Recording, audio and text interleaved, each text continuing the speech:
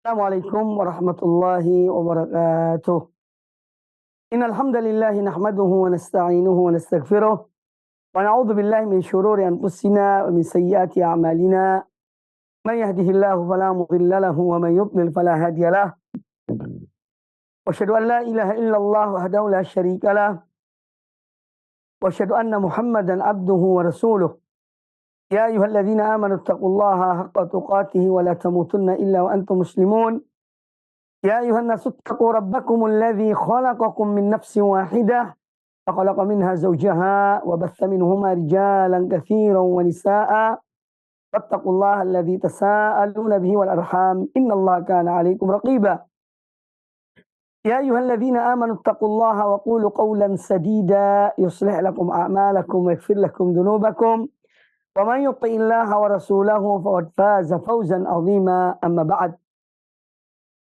Kaum muslimin dan kaum muslimat, para pemirsa, para pendengar radio televisi Roja, dimanapun Anda berada, semoga senantiasa dirahmati Allah Subhanahu wa Ta'ala. Alhamdulillah, pada kesempatan yang baik ini kita kembali bertemu dan semoga senantiasa dalam keadaan sehat walafiat dan semoga Allah memberikan hidayah, memberikan petunjuk kepada kita untuk dapat melaksanakan ilmu yang kita pelajari.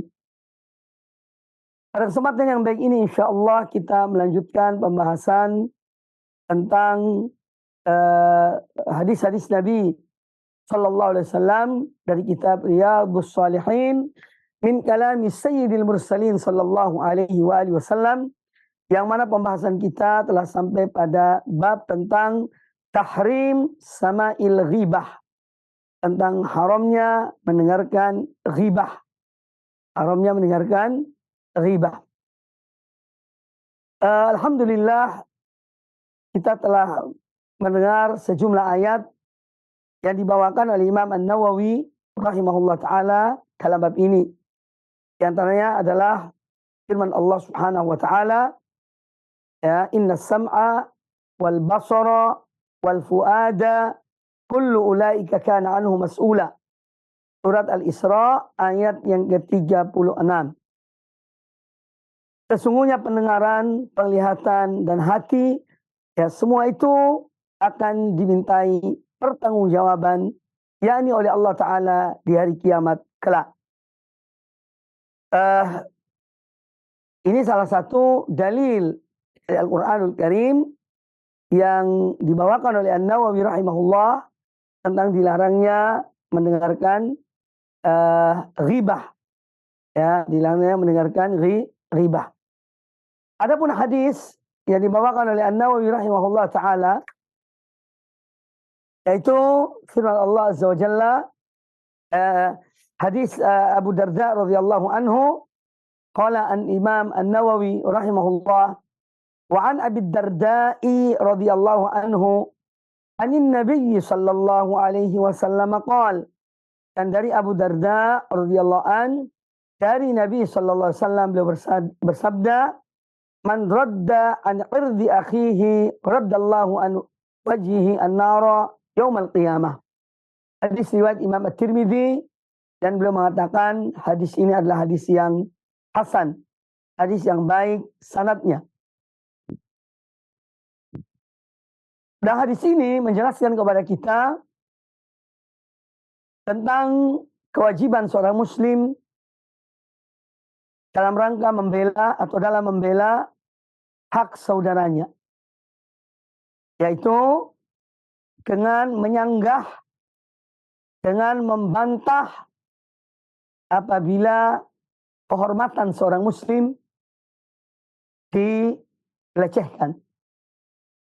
Man radda an irdi akhi, barang siapa yang dia membela kehormatan saudaranya, raddallahu an wajhin nar yaumal qiyamah, maka Allah akan menjauhkan dia dari api neraka, atau menjauhkan wajahnya dari api neraka di hari kiamat kelak. Hadis ini memberikan pelajaran kepada kita, yaitu kewajiban seorang muslim untuk membela saudaranya, menjaga kehormatan saudaranya. Ya, ini dalam bentuk misalnya ada seseorang ghibah, membicarakan tentang seseorang. Si B menggibahi si D atau si C. Kemudian di situ ada seorang yang mendengar. Oh, si B membicarakan ya tentang saudaranya, si C. Nah, apa yang dibicarakan oleh si B ini diketahui oleh si D bahwa itu tidak benar. Ya. Maka dia mempunyai kewajiban untuk menyanggah, membantah omongan dari si B tadi tentang C. Ya, jadi dia menjelaskan bahwa apa yang kamu katakan tentang si B itu tidak benar. Ya. Apa yang kamu tuduhkan, yang kamu ucapkan tentang si C itu tidak benar. Jadi kewajiban kita tatkala ada orang membicarakan seseorang, menjatuhkan kehormatannya dan yang lainnya, sementara kita tahu betul bahwa apa yang dituduhkan ya kepada saudara kita itu tidak benar. Maka kita mempunyai kewajiban untuk membela saudara kita. Dan balasannya nanti di hari kiamat kelak, Allah menjauhkan wajah kita dari api neraka. Sekarang ini tidak sedikit kita jumpai majelis-majelis ghibah. Bahkan yang melakukannya adalah orang-orang yang notabene adalah orang-orang punya ilmu. Ya. Tapi dalam obrolan-obrolan mereka itu mereka membincangkan seseorang. Ya, menggibahi atau mungkin memfitnah atau menduduh sesuatu yang tidak pernah dilakukan oleh orang yang mereka tuduh. Nah, ini kalau tidak diselesaikan di dunia, nanti di akhirat. Ya, akan diselesaikan di akhirat dengan pemberian hadiah amal kebaikan kepada orang yang digibahi, yang difitnah, ya, itu di hari kiamat. Kalau tidak selesaikan di dunia ini. Kemudian hadis ini juga menjelaskan kepada kita tentang seorang tatkala misalnya dia mendengarkan ada yang membicarakan tentang saudaranya, ya sesama muslim, dan apa yang dibicarakan itu tidak benar, namun dia tidak mampu untuk mencegah, atau untuk menyanggah, atau untuk membantah omongan itu. Maka hendaknya dia meninggalkan tempat tersebut. Dia keluar dari majelis itu. Ya, jangan duduk bersama mereka. Keluar dari tempat itu. Ya. Ini dalam rangka menjaga dirinya. Ya, dari dia memakan daging saudaranya. Ya, maka dia ikut dosanya. Oleh karena itu dia dianjurkan untuk keluar dari tempat itu. Menjauhi majelis itu. Ya. Majelis ghibah. Ya. Ini hal yang patut untuk direnungkan. Bahkan ada terkadang orang yang justru merasa nyaman dan membicarakan orang lain. Merasa lega hatinya kalau sudah membicarakan orang lain. Ya. Sehingga dia bergelimang dalam memakan bangkai saudaranya. Ini yang harus diingat. Kita hidup tidak hanya di dunia. Ada akhirat. Dan di akhirat nanti akan terbongkar semuanya. Ya. Apa yang disembunyikan selama ini ya akan dibuka oleh Allah Subhanahu wa ta'ala. Karena itu marilah kita berupaya menjaga lisan-lisan kita ya dari memakan bangkai saudara kita. Ya. Kemudian hadis ini juga menjelaskan kepada kita tentang kehormatan seorang muslim adalah besar di sisi Allah Subhanahu wa taala. Maka dari itu jangan sampai orang yang menjatuhkan atau merusak kehormatan saudaranya. Ya. Dan kehormatan itu besar di sisi Allah Subhanahu wa taala. Ya. Al-muslimu 'alal muslimi haram. Orang muslim haram bagi muslim yang lainnya. Damuhu wa maluhu wa irduhu. Ya, darahnya, hartanya, dan kehormatannya.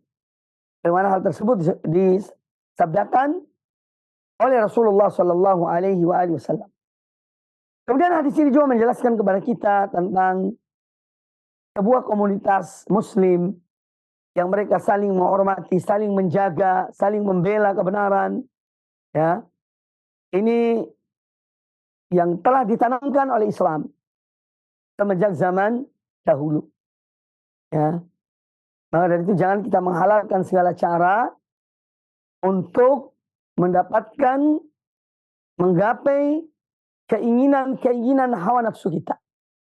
Ya, jangan menggunakan segala cara untuk menggapai apa yang kita inginkan, untuk menggapai dunia ini. Ya, waliyadzubillah. Kemudian hadis yang berikutnya, qala al-Imam An-Nawawi rahimahullah taala, wa an Idban bin Malik radhiyallahu anhu fi hadithihi at-tawil al-masyhur. Dalam hadis beliau yang panjang dan hadis ini masyhur. Ya.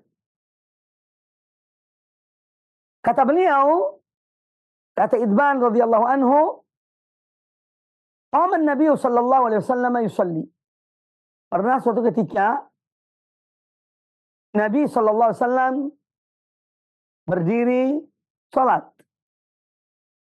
Faqal, aina Malik ibnu Duhsyum?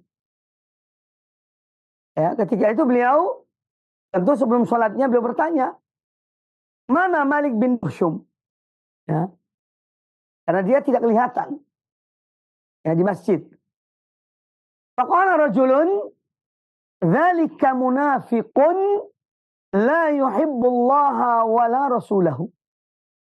Maka seseorang langsung menyahut, ya, menjawab pertanyaan Nabi Shallallahu Alaihi Wasallam. Ya. Ketika beliau bertanya, mana Malik bin Duhsyum? Seorang mengatakan, dzalika munafiqun. Ada orang menjawab bahwa dia orang itu adalah munafik. La yuhibbullah wa rasulah. Dia orang yang tidak mencintai Allah dan Rasulnya. Mendengar ucapan orang ini, ya, faqala an-nabiy sallallahu alaihi wasallam, maka Nabi sallallahu alaihi wasallam bersabda, la taqul dzalika. Jangan kamu ucapkan kalimat itu. Ya. Ala tarahu qad qala la ilaha illallah yuridu bidzalika wajha Allah. Tidakkah engkau melihat dia bahwa dia telah mengucapkan kalimat la ilaha illallah dan dia hanya mengharapkan wajah Allah ketika mengucapkan kalimat tauhid tersebut.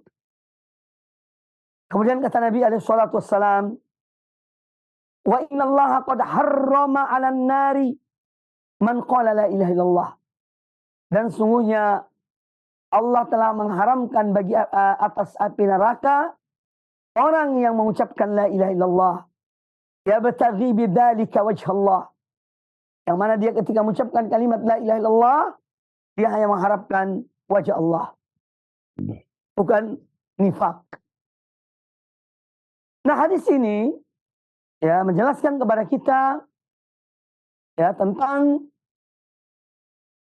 bagaimana sikap Nabi Sallallahu Alaihi Wasallam, yang mana beliau adalah selalu bertanya tentang para sahabatnya. Pernah suatu ketika beliau tidak melihat Abu Hurairah. Beliau bertanya, di mana Abu Hurairah? Kemudian dalam hadis ini beliau tidak melihat Malik bin Duhsyum. Maka beliau bertanya, di mana Malik bin Duhsyum? Ya, jadi seorang pemimpin, seorang guru, seorang alim, dia mencermati murid-muridnya. Ya, dia mencermati rakyatnya. Kalau dia seorang pemimpin. Ya. Ini diantara perilaku yang dicontohkan oleh manusia terbaik dan termulia, Nabi kita Muhammad Sallallahu Alaihi Wasallam. Kemudian hadis ini menjelaskan kepada kita tentang berbicara, ya, agar berhati-hati. Apalagi dalam hal berkaitan dan kehormatan seorang muslim. Karena orang ini langsung menjawab bahwa dia adalah seorang munafik dan dia tidak cinta pada Allah dan Rasulnya. Ini satu vonis yang tidak ringan, vonis yang berat yang diberikan oleh orang ini kepada Malik bin Duhsyum yang ketika itu ditanya oleh Rasulullah Sallallahu Alaihi Wasallam. Bahwa Malik bin Duhsyum seorang munafik. Orang munafik. Nah, dia tidak cinta pada Allah dan Rasulnya. Ini sesuatu yang berat. Sesuatu yang tidak ringan diucapkan oleh seorang muslim.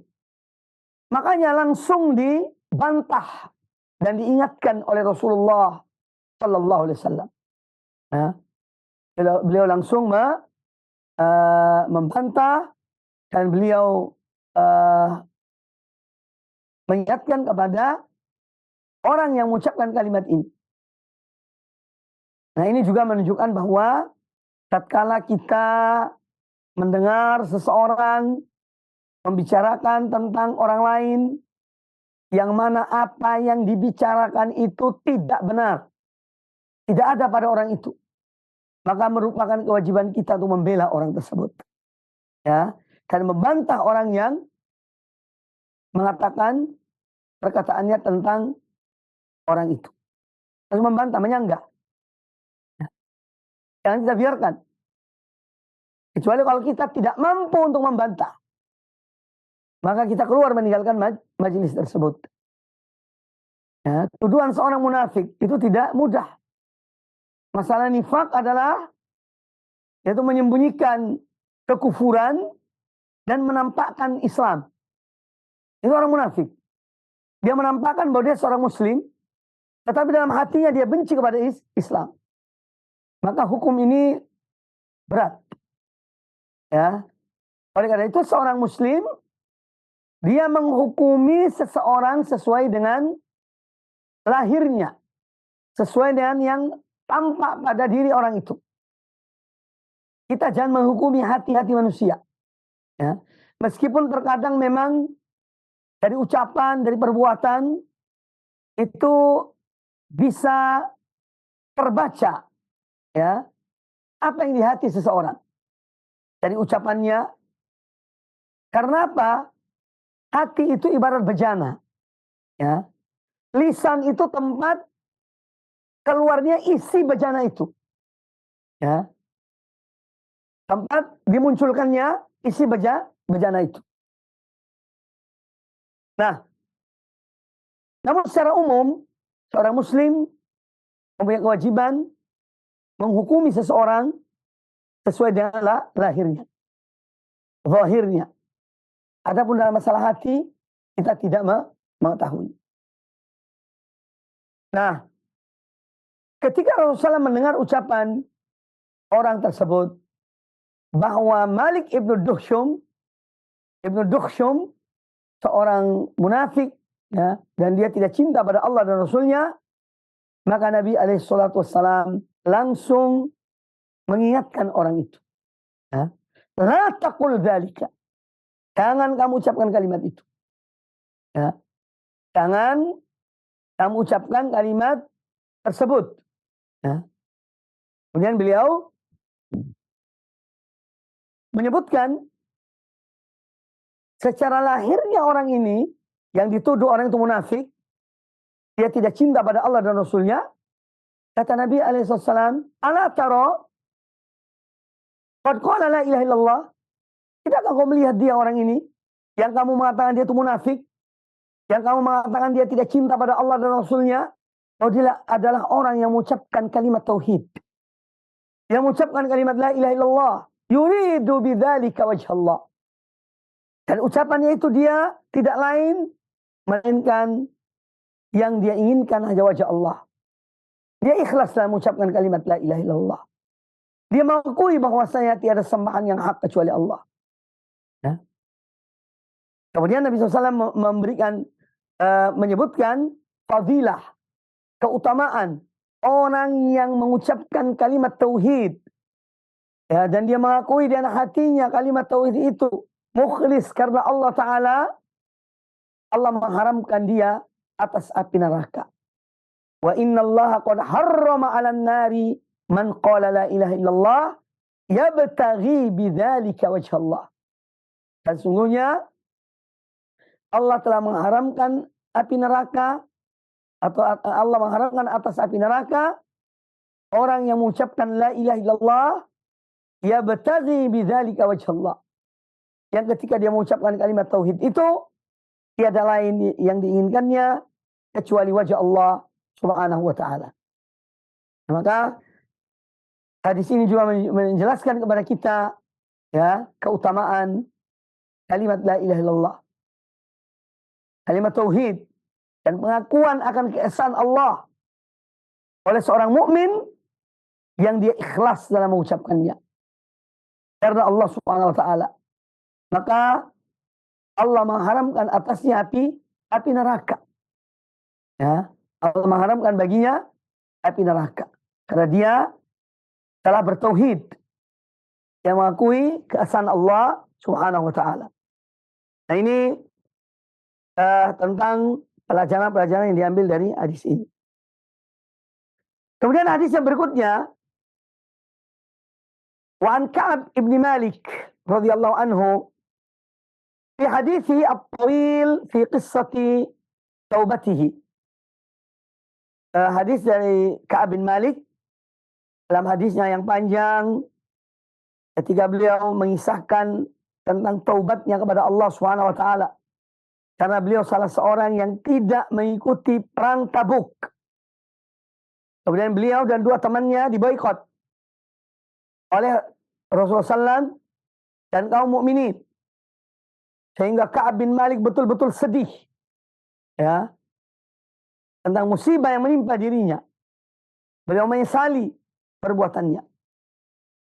Nah, dalam kisah ini ketika Nabi SAW telah sampai di Tabuk, ya, dalam perjalanan beliau bersama kaum mukminin, bersama para mujahidun dari kalangan sahabat, ya, sampai di Tabuk, beliau bertanya, ya, beliau, ya, ketika dalam keadaan duduk di tengah para sahabat beliau, ya, beliau bertanya kepada mereka, ma fa'ala Ka'ab ibnu Malik? Apa yang dikerjakan oleh Ka'ab bin Malik? Yani kok dia tidak ikut dalam peperangan ini? Kok dia tidak kelihatan? Ya. Sedang kerja apa dia di kota Madinah? Faqala rajulun min Bani Salimah. Maka ada seorang dari Bani Salimah, dia menjawab pertanyaan Rasulullah SAW tentang Ka'ab bin Malik. Kata dia, ya Rasulullah, wahai Rasulullah, habasahu burdah wa nawwaru ila itfai. Wahai Rasulullah, Ka'ab bin Malik itu dihalangi oleh karena kekayaannya. Ya, artinya bahwa dia sebetulnya dia tidak ada halangan untuk datang ikut berperang. Tapi karena dia menjaga hartanya. Ya. Dia memantau melihat hartanya. Ketika itu kata Ka'ab bin Malik, musim berbuahnya kurma, matangnya kurma. Ya. Ka'ab bin Malik mengakui bahwa dia tidak mengikuti perang itu tanpa sebab. Tanpa sebab. Nah, jadi ketika Rasulullah SAW bertanya, mana Ka'ab? Apa yang dikerjakan Ka'ab di Madinah? Kok tidak kelihatan dia? Nah, orang tadi menjawab, wahai Rasulullah, habasahu Burdah wa an-nadhar fi itfai. Jadi orangnya sedang menjaga hartanya dan dia kagum dengan dirinya sehingga dia tidak mau ikut peperangan. Mendengar ucapan orang ini terhadap Ka'ab bin Malik, ya, faqala lahu Mu'adz ibn Jabal radhiyallahu an. Maka Mu'adz bin Jabal radhiyallahu anhu langsung menjawab kepada orang itu. Ya, membantah orang itu. Bi'sa ma qulta. Alangkah buruknya apa yang kau ucapkan. Wallahi ya Rasulullah, kata Mu'adz bin Jabal, demi Allah wahai Rasulullah, ma alimna alaihi illa khairan. Demi Allah kami tidak mengetahui tentang Ka'ab bin Malik kecuali dia adalah seorang yang baik. Ya. Masa kata Rasulullah SAW. Maka Rasulullah SAW kemudian mengambil sikap diam. Ya. Dari apa yang diucapkan oleh Mu'adz bin Jabal. Nah, hadis ini juga menjelaskan kepada kita tentang pembelaan seorang muslim pada saudaranya.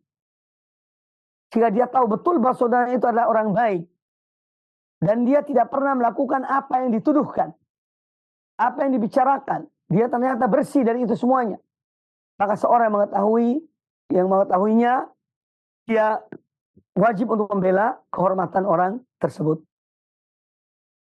Ya, dia wajib untuk membela kehormatan orang tersebut. Jadi intinya apa yang terjadi? Ya, di sini kita melihat bahwa Mu'adz bin Jabal dia membela Ka'ab bin Malik. Ya, dari apa yang dituduhkan oleh orang tadi. Oh, Ka'ab bin Malik tidak ikut perang karena apa? Dia menjaga hartanya, dia kagum dengan dirinya. Ya. Langsung dikatakan oleh Mu'adz bin Jabal ya, bahwa bi'sa ma qulta. Alangkah buruknya tuduhan. Jadi terhadap Ka'ab. Alangkah jeleknya ucapanmu kepada atau tentang Ka'ab bin Malik. Lalu dia bersumpah, wallahi ya Rasulullah. Sumpah ini untuk mentakkid, untuk menguatkan satu pembicaraan. Meskipun tidak diminta bersumpah. Tapi untuk menguatkan perkataannya, statementnya, Mu'adz mengatakan, wallahi ya Rasulullah, demi Allah ya Rasulullah, ma'alimna alaihi illa khairan. Kami tidak tahu tentang Ka'ab bin Malik kecuali dia adalah seorang yang baik. Ya, ini tidak seperti apa yang dituduhkan oleh orang ini. Maka Rasulullah kemudian mengambil sikap diam. Beliau tidak melanjutkan. Baik, kemudian kita melanjutkan pembahasan tentang babu ma yubahu minal ghibati. Bab tentang hal-hal yang dibolehkan riba padanya. Jadi pada asalnya hukum asal riba itu haram. Tidak dibolehkan. Ya. Hukum asal riba, merasani orang, membicarakan keburukan orang, ya, ini semua pada dasarnya hukum asalnya adalah haram. Namun dalam kondisi-kondisi tertentu ada hal-hal yang merupakan pengecualian. Nah, ini yang dinukil oleh Al-Imam An-Nawawi rahimahullah ta'ala. Beliau menyebutkan di sini ada 6 poin ya, pengecualian bagi riba itu. Ya, artinya boleh riba dalam 6 poin ini.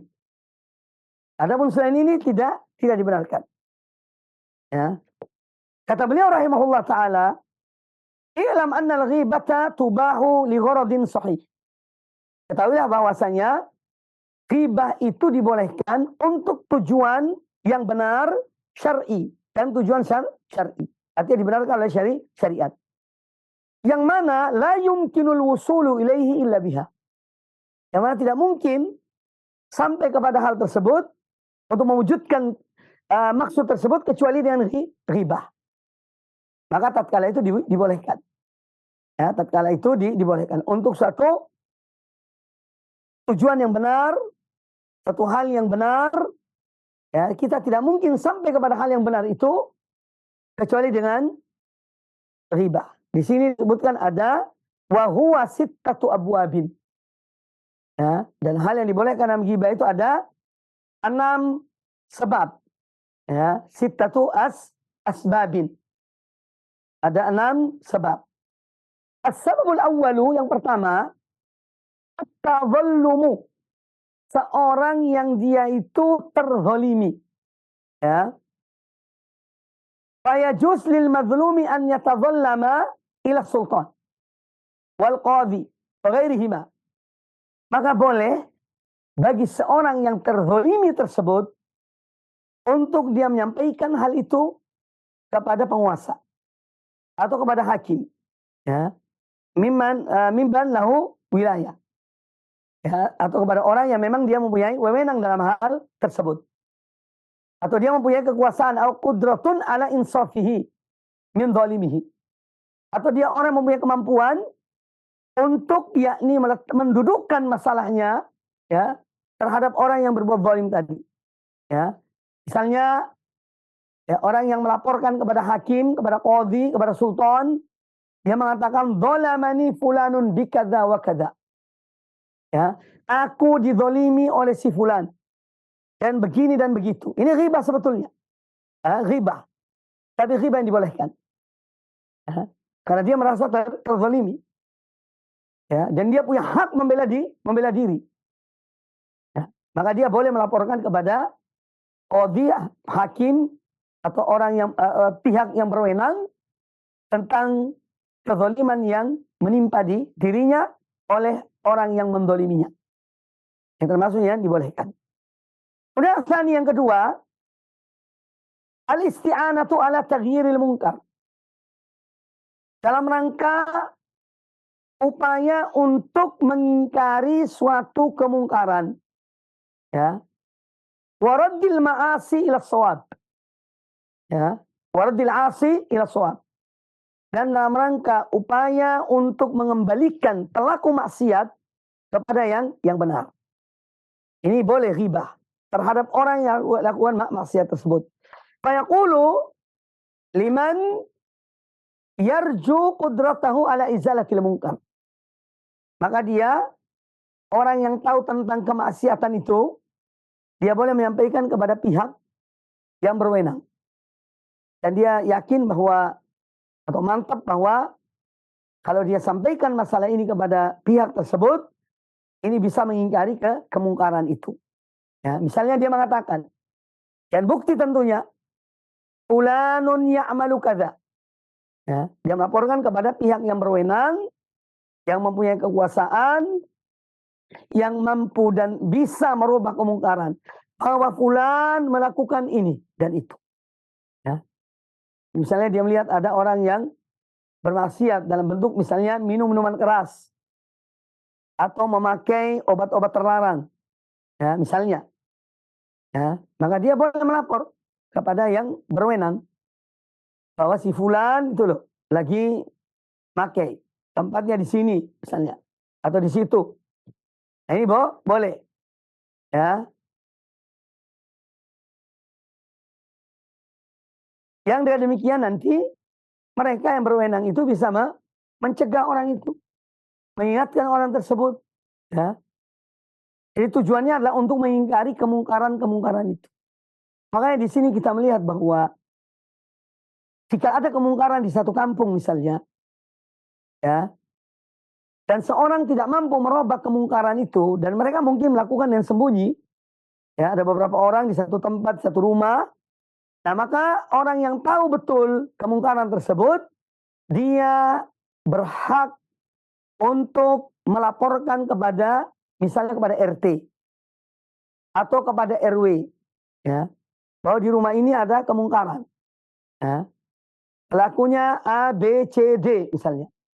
Nah, ini dia berhak untuk menyampaikan. Dalam rangka apa?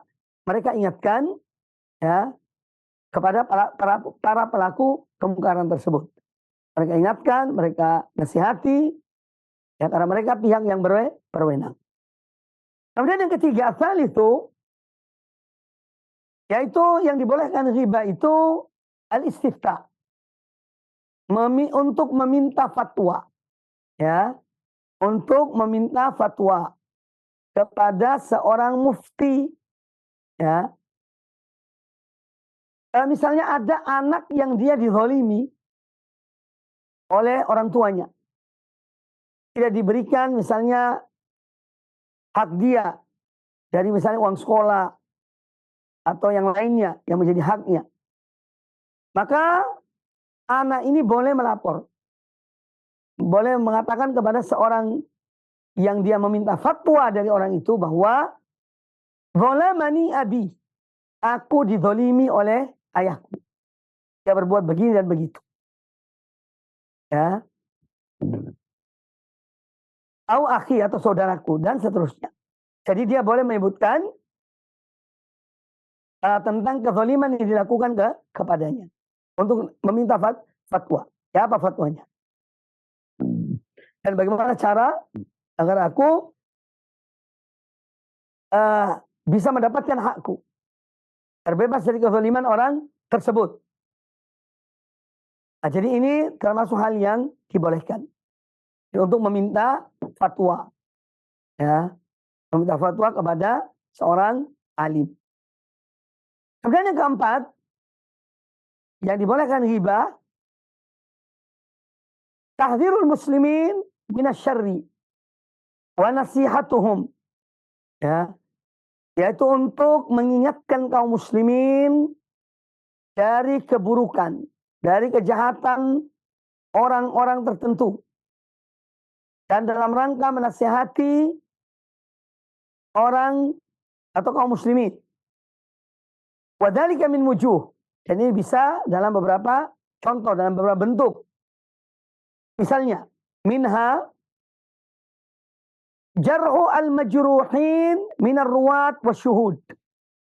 Contoh yang nyata yang sudah berlaku, yaitu para ulama-ulama ahli hadis yang mereka orang-orang terpercaya, mereka menyebutkan tentang para perawi hadis, ya. Makanya dalam hadis-hadis Nabi sallallahu alaihi wasallam ada yang sahih, ada yang dhaif misalnya, ya, bahkan ada yang palsu. Nah, mengapa diketahui bahwa ini sahih, ini dhaif, lemah, ini palsu? Karena itu terbongkar dari para periwayat hadis itu, ya. Maka para ulama menyebutkan, fulan ini begini, fulan yang meriwayatkan hadis ini begitu, ya, orangnya begini dan begitu. Ini termasuk ghibah. Tetapi apa? Dalam rangka menjaga hadis-hadis Nabi Sallallahu Alaihi Wasallam, ya, dan menjaga kesahihan apa yang dinisbahkan kepada Rasulullah Sallallahu Alaihi Wasallam, atau dalam rangka menjelaskan tentang suatu hadis yang dinisbahkan kepada Nabi SAW, ternyata itu bukan hadis Rasulullah. Yang dalam rangka menjaga atau menasihati kaum muslimin agar mereka mengambil misalnya hadis-hadis yang sahih dan meninggalkan hadis-hadis yang dhaif atau yang palsu. Ya. Nah, ini dia menyebutkan perihal para periwayat hadis. Ini termasuk ghibah. Bahkan ditulis seumur hidup, seumur zaman ini, ya. Fulan baik orangnya, fulan bisa dipercaya, fulan orangnya lemah, fulan orangnya pernah dusta, fulan orangnya begini dan begitu. Itu semua ada dalam kitab-kitab rijal dan kitab-kitab para ulama tentang para periwayat hadis. Ini termasuk hal yang dibolehkan dalam rangka menjaga agama Allah, menasihati kaum muslimin dari hal-hal yang bisa, ya, merusak agama mereka, akidah mereka. Kemudian juga hal ini kata Imam An-Nawawi, wadzalika jaizun bi ijma'il muslimin. Hal ini boleh dengan kesepakatan kaum muslimin, bahkan bal wajibun lil hajati. Bahkan dalam keadaan tertentu menjadi wajib untuk membuka, menyingkap tentang para periwayat hadis itu atau para saksi. Jadi para saksi, syuhud. Ya, ada saksi yang dia pendusta. Saksi ini begini dan begitu. Ya, supaya tidak dipercaya persaksiannya. Karena dia pernah dusta, pernah ini dan itu. Nah, ini hal yang dibolehkan.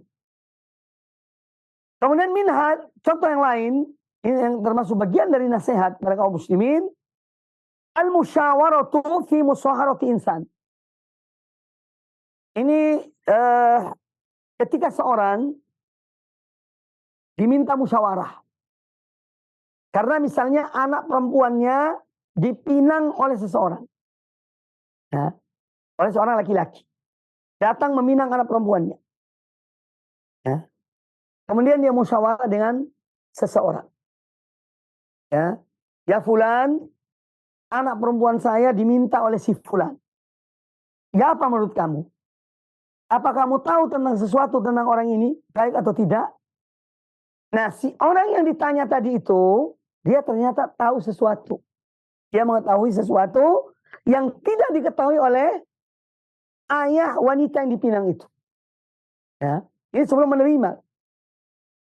Dia tahu bahwa orang ini misalnya, oh si fulan itu, ya, dia jarang sholat subuh misalnya.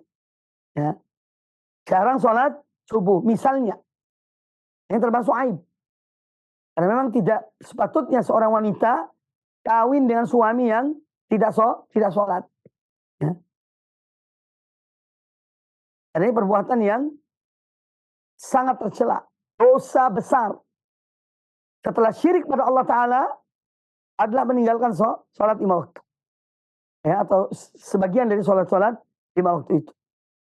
Maka dia boleh memberitahukan pada ayah wanita itu, ya, saya ini tahu tentang dia, orangnya jarang atau sholat subuh. Misalnya demikian. Dengan nanti dia putuskan. Memberitahukan bahwa orang ini jarang sholat subuh, itu termasuk ghibah. Tapi untuk dalam rangka menasihati orang ini. Karena nanti anak perempuannya dapat suami yang tidak sholat. Ya. Dan itu salah satu sebab kehancuran rumah tangga karena ada di antara suami atau istri yang meninggalkan sholat. Ya. Atau misalnya dia mengetahui bahwa anak laki-laki yang meminang anak perempuan itu orang yang memakai obat terlarang misalnya. Tapi tidak kelihatan. Tapi dia tahu dari sumber-sumber yang betul bisa dipercaya bahwa orang anak laki-laki ini memakai sesuatu. Maka dia boleh memberi nasihat kepada orang tua dari anak perempuan ini, ya, bahwa fulan itu memakai obat. Sehingga dia kemudian bisa menolak pinangan laki-laki itu. Nah, ini termasuk hal yang dibolehkan. Tapi sebatasnya tidak boleh ditambah-tambahi. Ya. Misalnya si laki-laki itu dia pemakai obat terlarang. Itu ditambahi sama yang dimintai nasihat. Oh dia tuh pemakai. Dia itu minum khamar dan seterusnya. Nah ini tidak dibenarkan. Cukup apa yang diketahui itu yang disampaikan. Jangan menambahi, jangan mengurangi. Nah, termasuk dalam hal berkaitan dengan disebutkan sini musyarakah atau ida dalam penitipan atau dalam satu syarikat, ya, ada orang minta bersyarikat dengan kita dalam hal misalnya perniagaan dan kita tidak kenal orang ini secara dekat, ya, namun ada orang yang pernah bermuamalah dengan dia, ya, dan orang ini yang minta kita bersyarikat dengannya, ya. Maka kemudian kita bertanya pada orang yang sudah pernah punya pengalaman dengan muamalah dan orang itu. Gimana pendapat kamu, si fulan ini? Dia meminta saya untuk kita bersyarikat dalam berniaga ini dan itu. Nah, nanti dinasihati orang itu, oh jangan. Ya. Saya sudah pernah muamalah dengan orang ini. Ya. Orang ini tidak jujur misalnya. Nah, itu hal yang dibolehkan. Dalam rangka nasihat tadi. Atau dalam hal penitipan, dalam hal muamalah, dan yang lainnya. Ya, dan yang lainnya, yang intinya adalah untuk nasihat. Namun, seorang yang menyampaikan tentang orang yang dibicarakan itu, dia harus betul-betul niatnya benar. Ya, bukan untuk menjelek-jelekkan orang itu. Tapi niatnya betul-betul untuk menasihati orang yang mengajak dia bermusyawarah. Orang yang bertanya kepadanya. Jadi dia harus ikhlas dalam menjelaskan tentang orang yang ditanyakan. Ya. Selama dia tahu tentang orang itu, beritahukanlah. Ya. Dan tidak mesti dia harus sebarkan. Ya. Yang mengetahui ya cukup dia. Orang tua atau orang yang akan bermuamalah tersebut, dia cukup dia yang tahu. Tidak usah disebarkan kepada yang lainnya. Kemudian termasuk hal yang dibolehkan ghibah dalam bab ini juga, minha idza ra'a mutafaqqihan yataraddadu ila mubtadi, ya, au fasiqin ya'khudhu anhu al-ilm. Misalnya ada orang yang melihat seorang yang thalibul ilm, orang ini nuntut ilmu, dia belajar ilmu dari seseorang, tapi orang yang diambil ilmunya itu ternyata mubtadi, dari ahlul bidah. Ya. Maka dia nasihati orang ini. Kamu jangan ambil ilmu pada orang itu. Karena orang ini pelaku bid'ah. Atau orang itu fasik. Ya. Maka dia ingatkan. Jangan kamu ambil ilmu dari orang ini. Karena orangnya fasik. Ya. Karena apa? Bahaya. Kamu bisa jadi berdampak. Terkena dari akibat orang ini. Ya.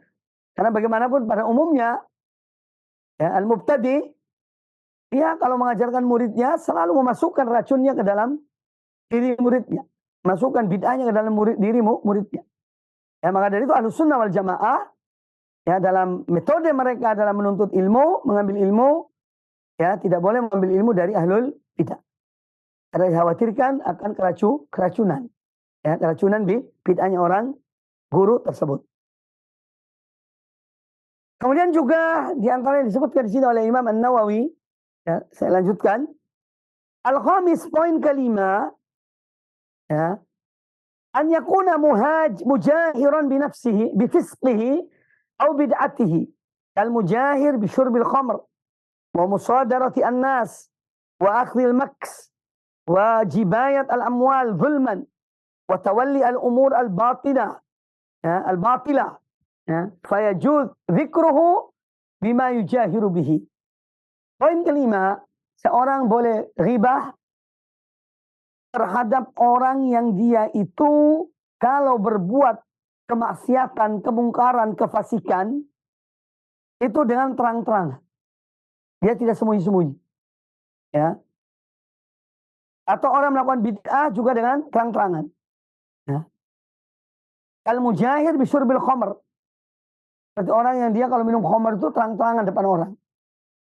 Ya, maka kita boleh ghibah. Oh, si fulan itu orangnya kalau minum minuman keras, ya, atau dia adalah orang peminum. Karena dia tidak menyembunyikan perbuatan maksiatnya. Ya, tapi dia secara terang-terangan dia melakukan hal tersebut. Atau juga orang yang bisanya itu yaitu mengumpulkan harta dari manusia dengan cara yang tidak benar. Ya. Karena kezalimannya. Dia ingin mengambil harta orang lain. Misalnya dengan menipu, ya, dengan mengelabui, dan itu terkenal orang itu. Maka kita boleh mengingatkan. Atau ada orang yang ketika berhutang tidak pernah bayar hutangnya. Ya, kemudian dia minta piutang kepada seorang. Ya. Maka ada orang beritahukan jangan kamu berikan utang kepada orang itu. Dan dia tidak pernah bayar hutang. Padahal dia mampu membayarnya. Ini termasuk hal yang dibolehkan. Atau akhdul maks. Mengambil pungutan-pungutan liar. Ya, ada orang yang selalu mengambil pungutan liar. Yang tidak resmi. Ya, itu berbahaya. Hanya untuk memperkaya diri. Ini pun boleh ghibah tentang orang tersebut. Ya. Kamu hati-hati kalau pegawai ini yang datang, ya, minta ini dan itu jangan, ya. Dia itu orangnya ngambil, ya, secara, ya, zalim. Dia mengambil pajak, mengambil mengumpulkan harta orang lain, ya, untuk kepentingan dirinya. Ya. Kemudian wajibat amwal zulman termasuk, ya, memungut harta manusia dengan cara kezaliman. Atau seorang pemimpin, dia memimpin suatu hal yang batil. Ini semua termasuk yang dibolehkan untuk membicarakan atau ghibah terhadap mereka. Terutama kalau mereka ada orang yang minta nasihat pada kita, wajib menyebutkan, ya, wajib memberitahukan. Kemudian yang keenam, dari perkataan Imam Nawawi rahimahullah tentang hal-hal yang dibolehkan ghibah adalah at-ta'rif, untuk mengenalkan seseorang, ya. Misalnya ada orang, dia itu pincang, ya, seorang ini pincang.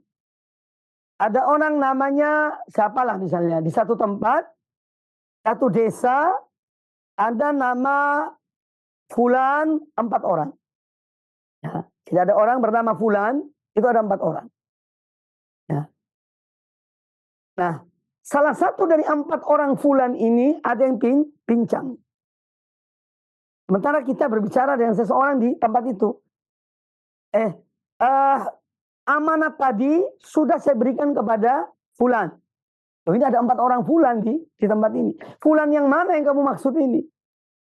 Nah, maka boleh seorang mengatakan Fulan yang pincang itu.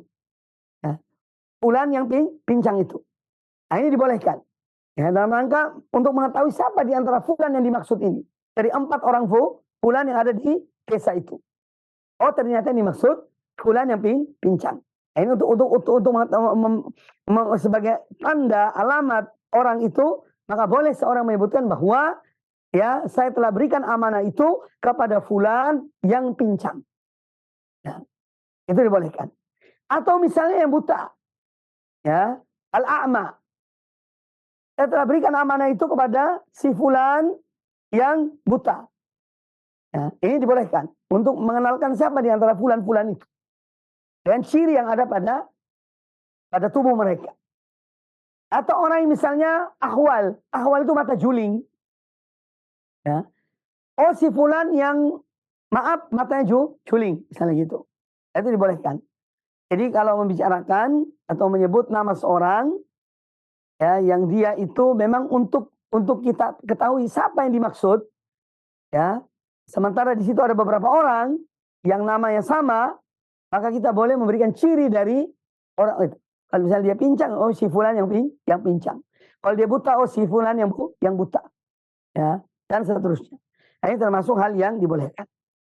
Jadi itu perkataan Imam Nawawi rahimahullah ta'ala, ya, 6 poin tentang hal-hal yang dibolehkan dalam hal berkaitan dengan ghibah.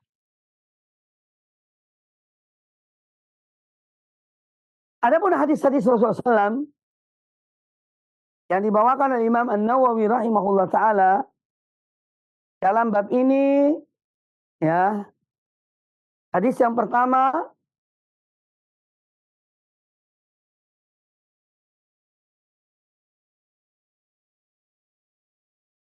hadis Aisyah radhiyallahu anha. Qala al-Imam An-Nawawi rahimahullah berkata, an Aisyah radhiyallahu anha qalat, dari Aisyah ummul mukminin radhiyallahu anha, beliau berkata, anna rajulan ista'dzana 'ala an-nabiy sallallahu alaihi wasallam. Pernah ada seseorang yang meminta izin kepada Nabi SAW untuk masuk ke rumahnya, ya, ke rumah beliau. Jadi orang itu datang ke rumah Rasulullah SAW. Kemudian dia minta izin untuk masuk menemui Rasulullah SAW.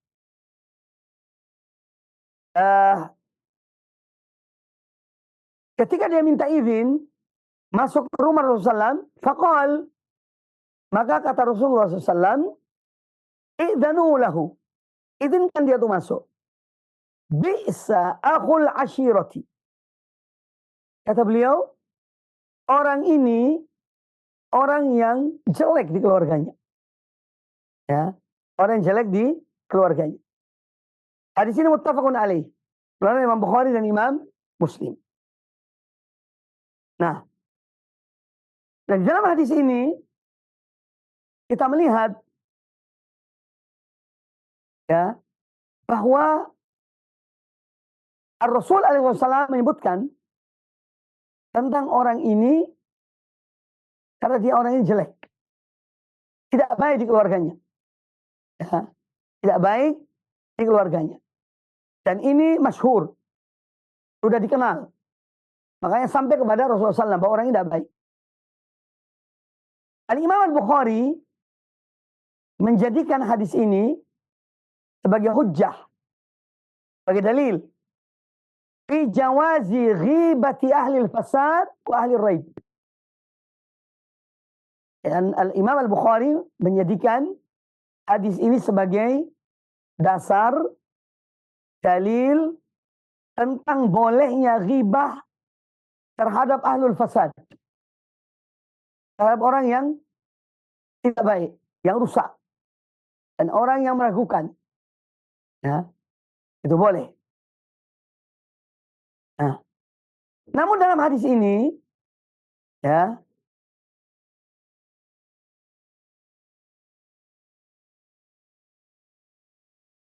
di dalam hadis ini terdapat satu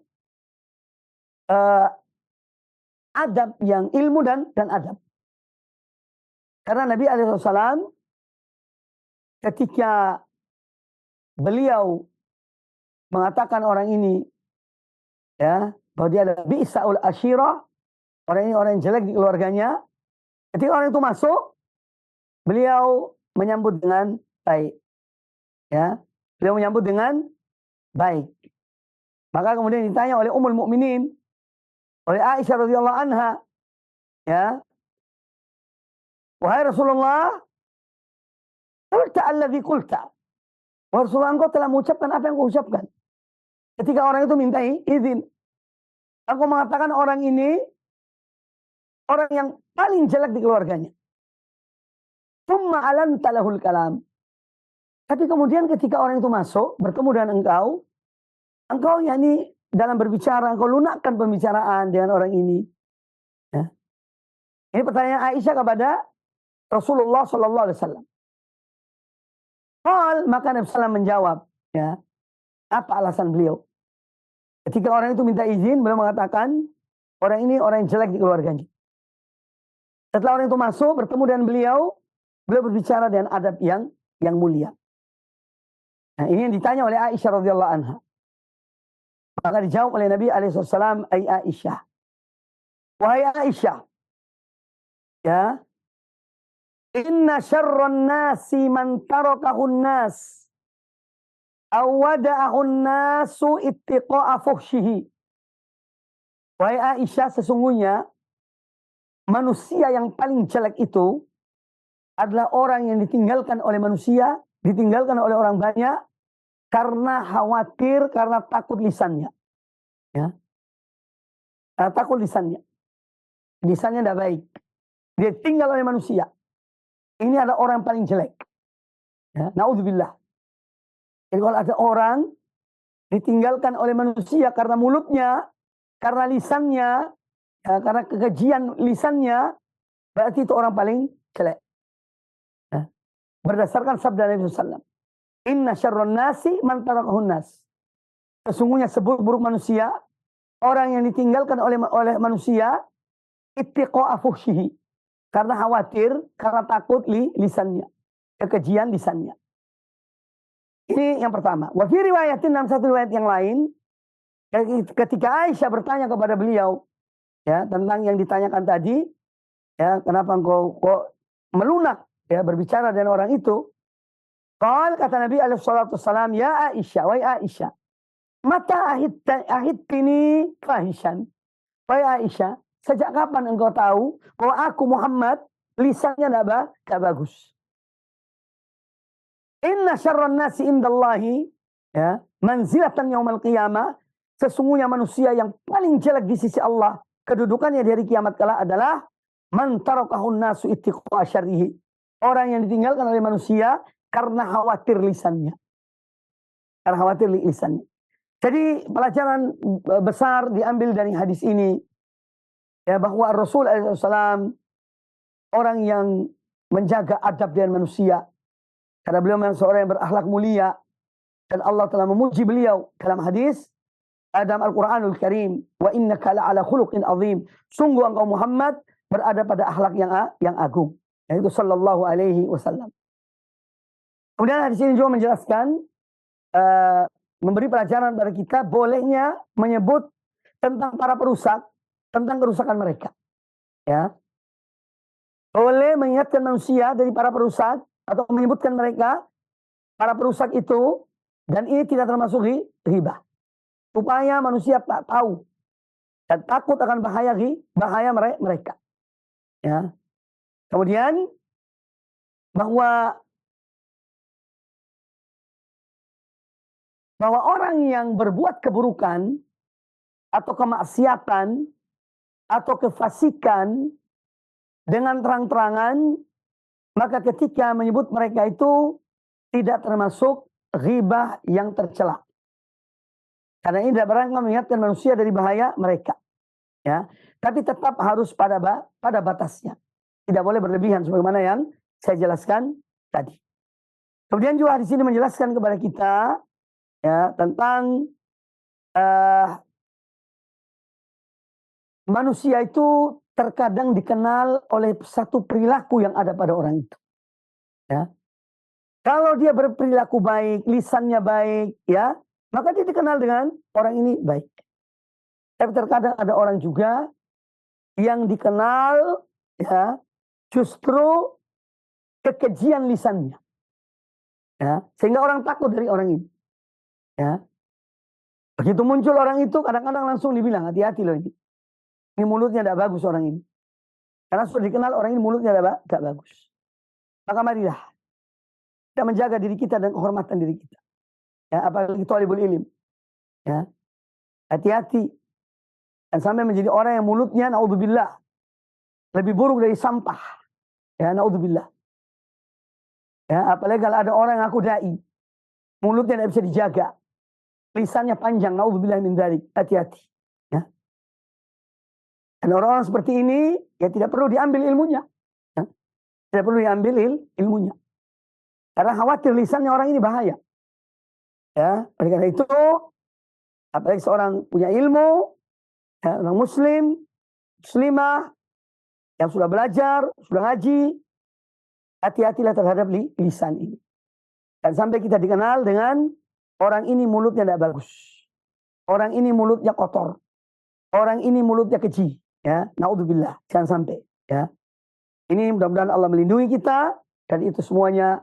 Semoga Allah menjaga seluruh anggota badan kita, ya, khususnya lisan kita ini dari ucapan-ucapan yang keji, yang kotor, yang tidak sepatutnya diucapkan.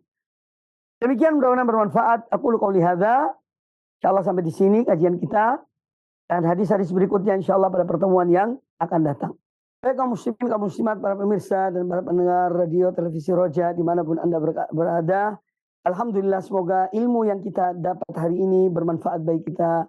Dan semoga kita lebih hati-hati ya dalam kita berbicara, dalam kita betul-betul bisa dan mampu menjaga lisan kita.